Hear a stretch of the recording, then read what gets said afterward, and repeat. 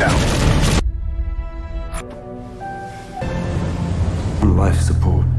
compensation. Welcome dear रॉकर्ड, स्वागत है आपका स्पेस स्वीपर्स में। इस मूवी की शुरुआत में हम देखते हैं कि साल 2098 में सूरज की किरणें बहुत ही कम होती जा रही हैं और सारी जगह मिट्टी होने के कारण सारे पेड़ पौधे धीरे धीरे गायब होते जाते हैं। पूरी धरती पर उपजाऊ जमीन बंजर हो जाती है और सभी जंगल खत्म हो जाते हैं।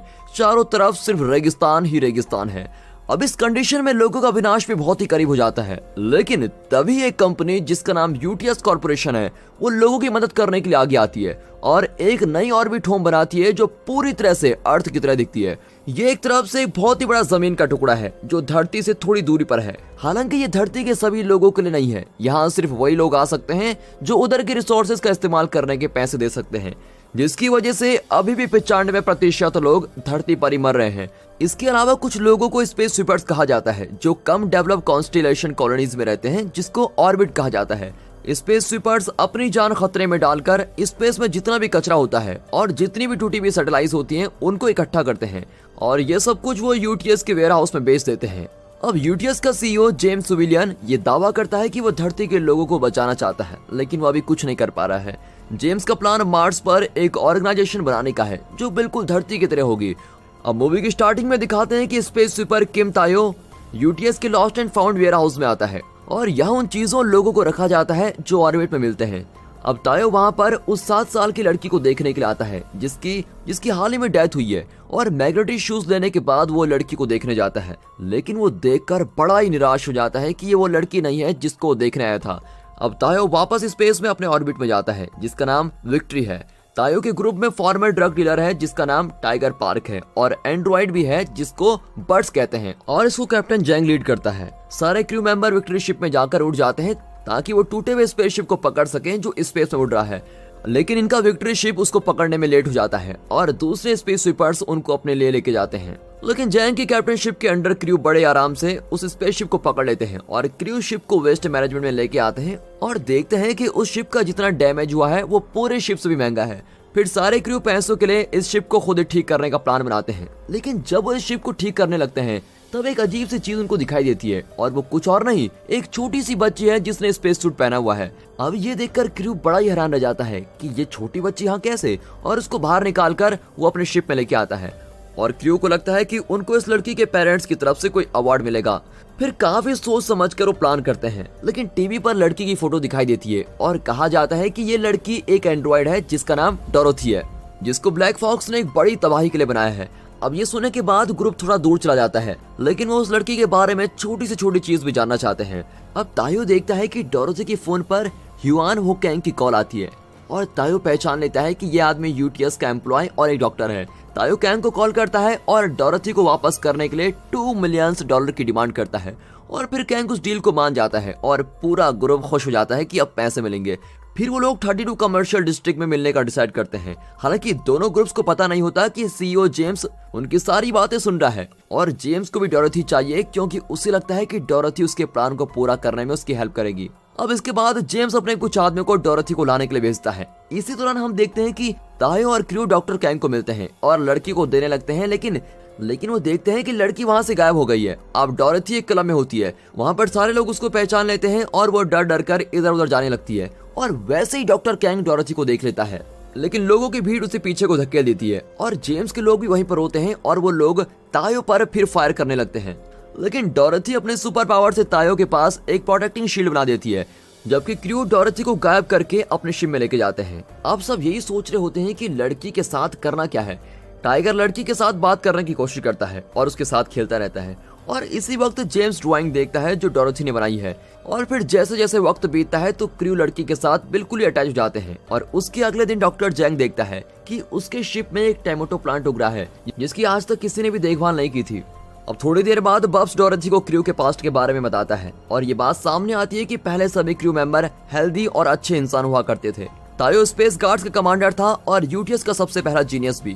तायो सीईओ जेम्स के साथ काम करता था और उसे एक मिशन में एक बच्चा मिला था जिसको धरती पर वापस भेजना था और तायो ने उस लड़की का नाम सुनी रखा और उसको अपनी बेटी की तरह पाला था और उसके पापा बनने के बाद तायो ने कभी किसी को नहीं मारा, इसलिए जेम्स ने उसको निकम्मा कहकर यूटीएस से निकाल दिया। और तायो को एक स्लम ऑर्बिट कॉलोनी में भेज दिया गया जहां उसे 1 साल तक बिना घर के रहना पड़ा था। और तभी अचानक एक दिन वो ऑर्बिट स्पेस के कच्चे से टकरा गई और वो दोनों अलग हो गए। और तब से तायो उसकी तलाश के लिए पैसे जमा कर रहा है।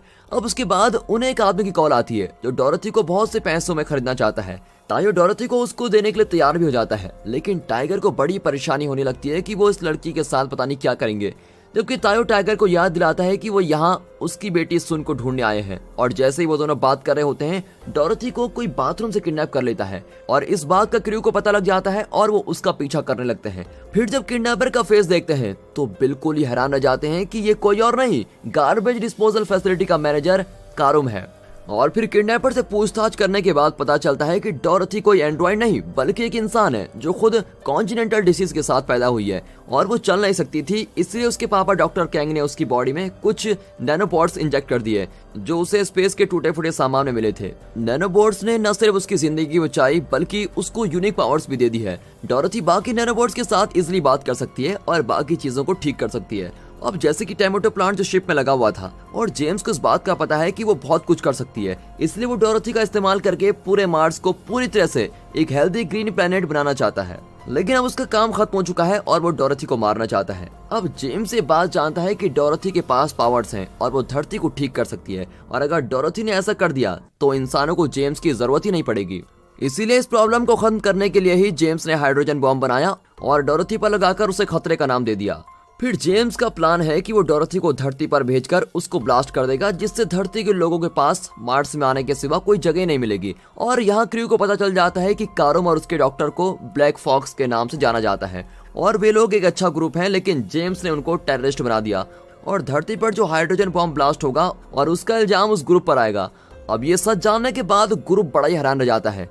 जैसे ही वो लोग इस इंफॉर्मेशन को भेजने लगते हैं, जेम्स द्वारा भेजे गए सेफगार्ड्स उनके ऑर्बिट में पहुंच जाते हैं और ग्रुप किसी तरह वहां से भाग जाता है, लेकिन सोल्जर्स उनका पीछा करते रहते हैं और जब वो उड़ने की कोशिश करते हैं तो वो लोग डेंजर जोन के अंदर घुस जाते हैं और यहाँ लाखों नैनोबोट्स रखे हुए हैं।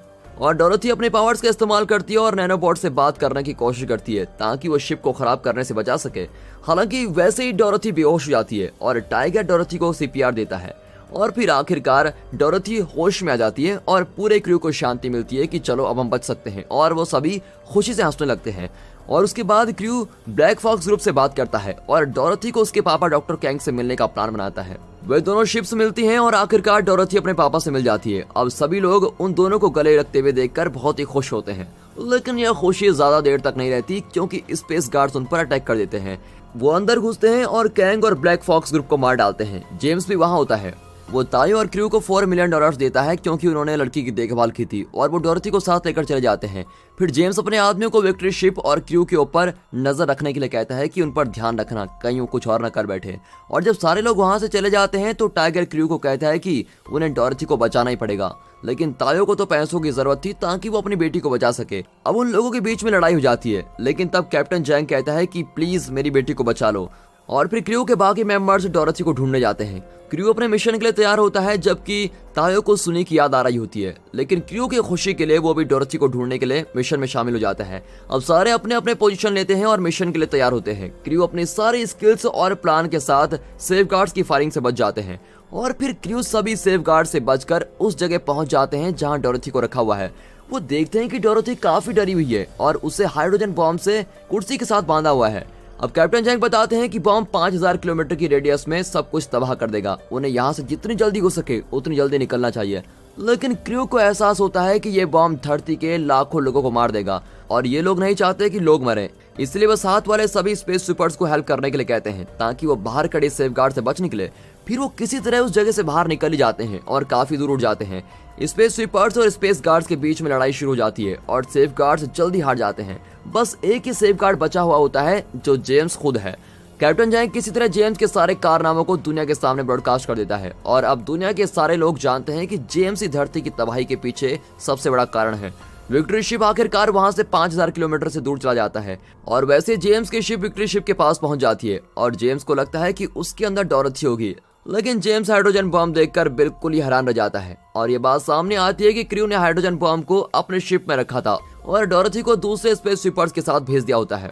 और क्रू धरती को बचाने के लिए खुद की जान देने के लिए भी तैयार हो जाता है। अब आखिरकार बॉम्ब ब्लास्ट होता है और जेम्स और विक्ट्री शिप खत्म हो जाती है और बाकी लोगों की जान बचा लेते हैं। अब जैसे ही ब्लास्ट का धुआं खत्म होता है और फिर हम देखते हैं कि विक्ट्री शिप नैनोबोट्स की वजह से बच जाती है और ये सब डोरथी की वजह से हुआ है। सारे क्रू मेंबर्स डोरथी से बहुत ही खुश होते हैं। अब थोड़े समय बाद धरती फिर से ठीक होने लगती है और फिर से चारों तरफ हरियाली दिखने लगती है और फिर डोरथी तायो की मदद उसकी बेटी से मिलने में करती है और फिर ग्रुप अपनी जॉब स्पेस स्वीपर्स पर वापस जाते हैं और अब उनके पास बहुत ही ज्यादा पैसे हैं और डोरथी भी उनकी टीम में शामिल होती है। और दोस्तों यहाँ पर यह खूबसूरत मूवी खत्म होती है।